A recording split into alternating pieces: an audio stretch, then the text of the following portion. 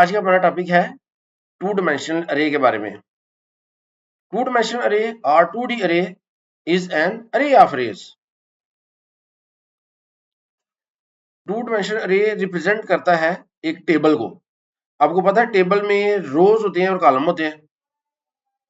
अगर हमने इस तरह की इंफॉर्मेशन टेबुलर फॉर्म में जो इंफॉर्मेशन अगर कंप्यूटर में सेव करनी है तो हमें टू डायमेंशनल अरे बनाना पड़ेगा। To identify table elements we must specify two subscripts. जब वन डायमेंशनल अरे है आपको पता है उसमें आप बताते हैं कि अरे के किस इंडेक्स पे वैल्यू सेव कर दो या उधर से प्रिंट करा दो। तो जब हमने टू डायमेंशनल अरे यूज करने हैं तो हमने दो सबस्क्रिप्ट बताने हैं। एक जो है वो रो के लिए, जो पहला सबस्क्रिप्ट है रो के लिए, और दूसरा जो है ना वो कॉलम के लिए। कैसे ये देखिए, आपने डिक्लेयर कैसे करना है टू डायमेंशनल अरे। आपने फॉर एग्जांपल सबसे पहले डेटा टाइप बतानी है, वो आपने बता दिया इंटीजर एक्स, और दो आपने इसके बाद वो लगाने हैं स्क्वायर ब्रैकेट में दो डायमेंशन बतानी है। पहले है 3 और उसके बाद है 4। 3 मींस नंबर ऑफ रोज और 4 मींस नंबर ऑफ कॉलम। ये देखिए मेमोरी में इस तरह इनकी रिप्रेजेंटेशन होगी, ये जिस तरह आपको नजर आ रही है। ये पहला जो है ये रो 1 है, रो 2 और रो 3। अब आपने चूंकि बताया ना कि 3 रोज है, तो 3 रोज है तो ये 3 रोज और ये 4 कॉलम है। अब आपने इंडिविजुअल एलिमेंट को अगर एक्सेस करना है, फॉर एग्जांपल इस एलिमेंट को, अब आपको पता है कि अरे का जो इंडेक्स है वो 0 से स्टार्ट होता है। अगर पहली रो है तो इसका मतलब है कि रो का इंडेक्स 0 होगा। इसी तरह अगर पहला कॉलम है तो कॉलम का इंडेक्स भी 0 होगा। तो आपने एक्स स्क्वायर ब्रैकेट के अंदर 0 और फिर स्क्वायर ब्रैकेट के अंदर 0 लगाएंगे तो इट मींस आप इस पहले सेल की बात कर रहे हैं। अगर आप एक्स एक्स क्या है, ये अरे का नाम है, स्क्वायर ब्रैकेट के अंदर 1 लिखते हैं, 1 मींस के जो रो नंबर है वो 2 है। 1 मींस रो नंबर 2, 1 इंडेक्स है, तो ये रो नंबर 2 है। और 2 मींस कॉलम नंबर 3, ये कॉलम नंबर 3। तो इस तरह आप इंडिविजुअल एलिमेंट को विजुअलाइज कर सकते हैं। डिक्लेयर आपने इस तरह करना है और विजुअलाइज आपने इस तरह करना है बिलो, ये जिस तरह आपको नजर आ रहा है। आप इनिशियलाइज कैसे कर सकते हैं टू डायमेंशनल अरे को। ये देखें, आपने नाम लिखा टेस्ट और उसके बाद आपने बता दिया कि जी दो डायमेंशन, रो बता दिए और कॉलम बता दिए। अब रो 2 है, कॉलम 3 है, इसका मतलब है टोटल कितने एलिमेंट सेव हो सकते हैं, 6। ठीक है कि नहीं? रोज 2 है, कॉलम 3 है, तो 6 एलिमेंट स्टोर हो सकते हैं। तो आप ये 6 के 6 एलिमेंट एक ही जो है इकट्ठे सिंगल ब्रैकेट्स के अंदर भी दे सकते हैं, लेकिन ये अप्रोच प्रेफर नहीं की जाती। ये इससे कंफ्यूजन का खतरा होता है। आपने ये वाली अप्रोच जो सी ना वो यूज करनी है। इसमें देखें 2 रोज है और 3 कॉलम है, तो आपने पहली रो का जो डेटा है वो इस तरह स्क्वायर ब्रैकेट ये करली ब्रैकेट के अंदर देना है। फिर आपने ये कॉमा लगाना है, कॉमा लगा के दूसरी जो रो है उसका डेटा आपने देना है, रो वाइज डेटा आपने देना है। क्योंकि इसमें 2 रोज है, पहली रो का डेटा दे दिया, दूसरी रो का डेटा। इस तरह मेमोरी में ये डेटा जो है वो स्टोर हो जाएगा। ये देखिए इसमें 2 रोज होंगी, पहली रो में 2 4 5 सेव होगा और दूसरी रो में 9 0 19। इस तरह इसमें डेटा जो है वो आप सेव कर सकते हैं। अगर आपने इंडिविजुअल एलिमेंट को एक्सेस करना है तो आप ये स्क्वायर ब्रैकेट से एक्सेस कर सकते हैं। इसको जरा सबसे पहले इसकी ट्राई करते हैं। ये टू डायमेंशनल अरे, इधर हम एक टू डायमेंशनल अरे बना लेते हैं, इंटीजर टेस्ट, और बता देते हैं आप 2 और 3। ये इट मींस कि ये अरे है जिसकी 2 रोज है। अब आप इसमें लिख देते हैं फॉर एग्जांपल 10 20 30 40 50 60। ये आपने इसको डेटा प्रोवाइड कर दिया। अब मैं सी आउट करता हूं, मैं चाह रहा हूं कि जी ये जो है डेटा इसको मैं जो है वो शो करूं। ये अब ये पहली रो में 3 कॉलम है, ये पहला कॉलम, ये दूसरा कॉलम, ये तीसरा कॉलम। ये दूसरी रो है, दूसरी कॉलम का ये पहला कॉलम है, ये दूसरा कॉलम है, यानी कि दूसरी रो का दूसरा कॉलम वो मैं प्रिंट करना चाह रहा हूं। तो इधर सी आउट के अंदर मैंने सबसे पहले तो नाम लिखना है इसका। अब दूसरी जो रो है, दूसरी रो किस इंडेक्स पे होगी, 1 पे, और जो ये कॉलम है सेकंड कॉलम, सेकंड कॉलम ये 2 रोज है और 3 कॉलम्स है।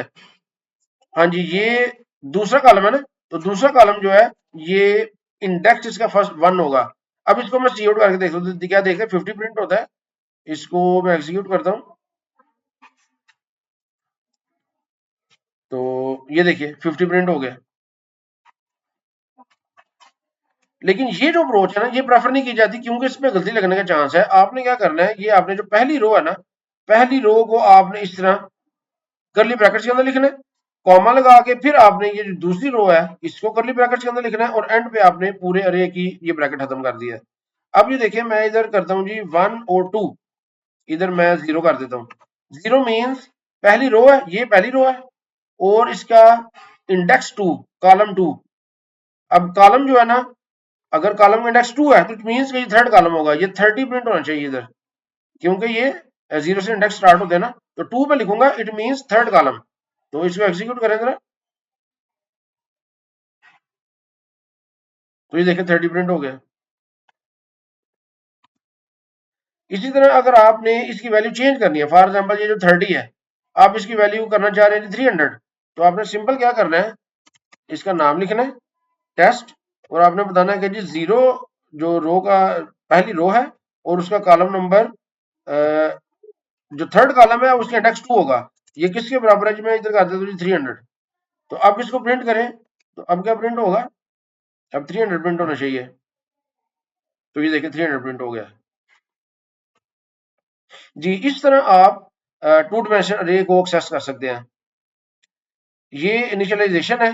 इसी तरह ये बताया गया है कि आपने इंडिविजुअल एलिमेंट को एक्सेस कैसे करना है, इसकी भी हमने एग्जांपल देख ली है। आपने चेंज कैसे करना है, इसकी भी एग्जांपल हमने देख ली है।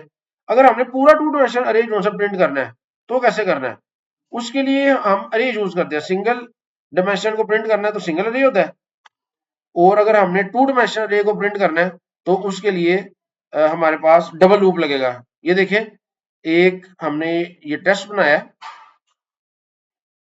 अरे, और इस तरह आपने डबल लूप के जरिए इसको एक्सेस करना है। फॉर एग्जांपल ये जो आपने अरे बनाया है इसको मैं अगर प्रिंट करवाना चाह रहा हूँ, इधर मैं लिखता हूँ for integer i is equal to 0, i is less than 2, दो रोज है ना, लेस देन 2, और आई प्लस प्लस, और इसके बाद आपने लिखना है जी for integer j is equal to 0, j is less than 3, तीन रोज है ना, और j प्लस प्लस। अब इसके अंदर आपने क्या करना है, आपने इसको प्रिंट करना है, तो सी आउट आप कर दें, इसका नाम लिखे पहले टेस्ट, ब्रैकेट के अंदर आप लिख दें आई, और जो सेकंड इसकी डायमेंशन है वहां पे लिख दे जे। तो अब क्या होगा, पहले आई की वैल्यू 0 है तो जे की वैल्यू 0 है, 0 0 जो 10 है ये प्रिंट होगा।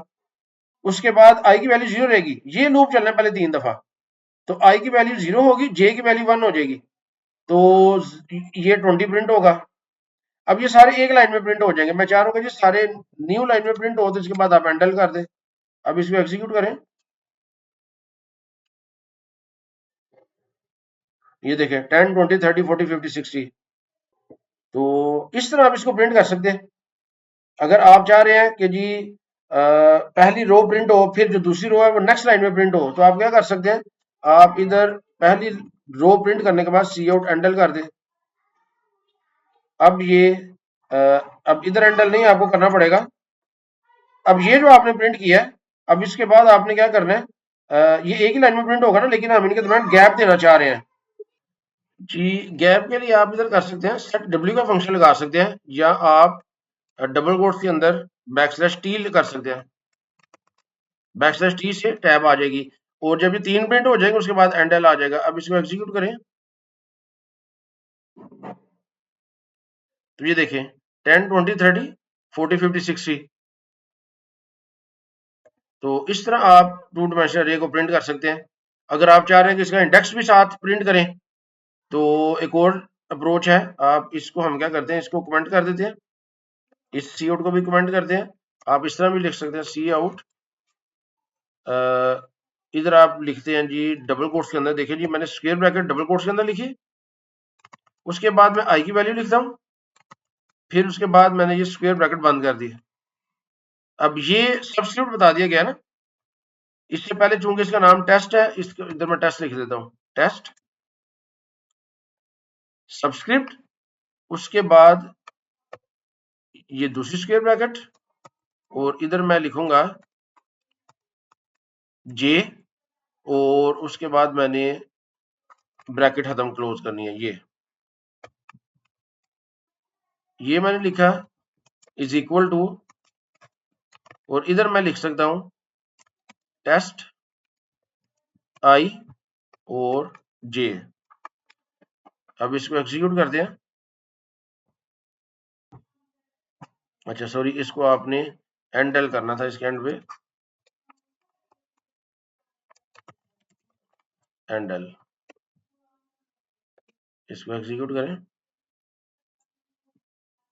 ये देखें टेस्ट 00 पे 10 है, 01 में 2 है, 02 में 3 है।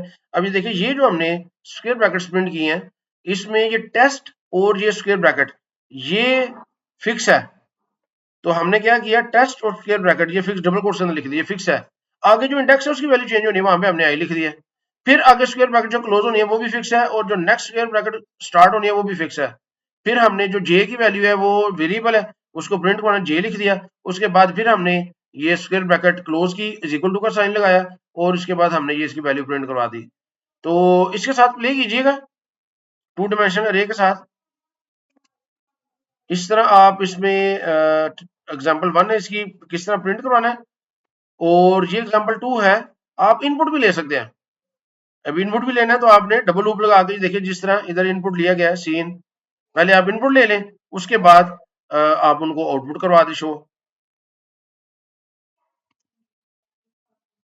तो कैसे हम देखते हैं जिसमें ये देखें इनपुट लेना है आपने तो पहले इधर लूप लगा लें for integer i is equal to 0, i is less than 2 i plus plus और इधर आप लगा लें for integer j is equal to 0, j is less than 3 j plus plus और इधर आप कर लें सीन कर लें टेस्ट आई और जे, इसको आप इनपुट करवा लें।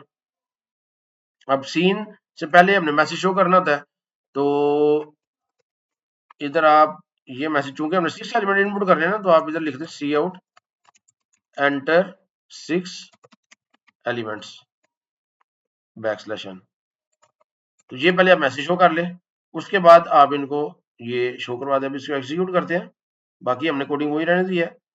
तो ये आगे एंटर 6 एलिमेंट, मैं कहता हूँ 20 57 63 1 2 3 4 5 और 6। तो ये देखें ये जो एलिमेंट्स हैं 20 57 63 ये पहली रो में सेव हुए हैं और ये दूसरी रो में है 14 99 10। तो इस तरह आप इनपुट भी कर सकते हैं। तो टू डायमेंशनल अरे के लिए आपने इस कोर्स के हवाले से इतना ही काफ़ी है कि आपने जस्ट देख लेना है कि कैसे हमने इनको इनपुट करना है आउटपुट करना है और टू डायमेंशनल अरे होते क्या हैं।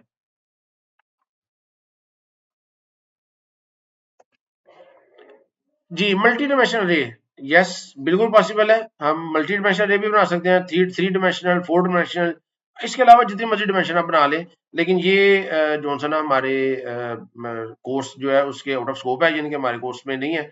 इसको हमने देखना नहीं है, बस आपको पता होना चाहिए कि मल्टी डायमेंशनल अरे भी एग्जिस्ट करते हैं।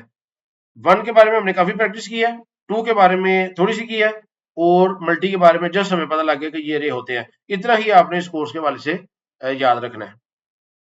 तो उम्मीद है मुझे आपको कि टू डायमेंशनल अरे की समझ आ गई होगी। शुक्रिया।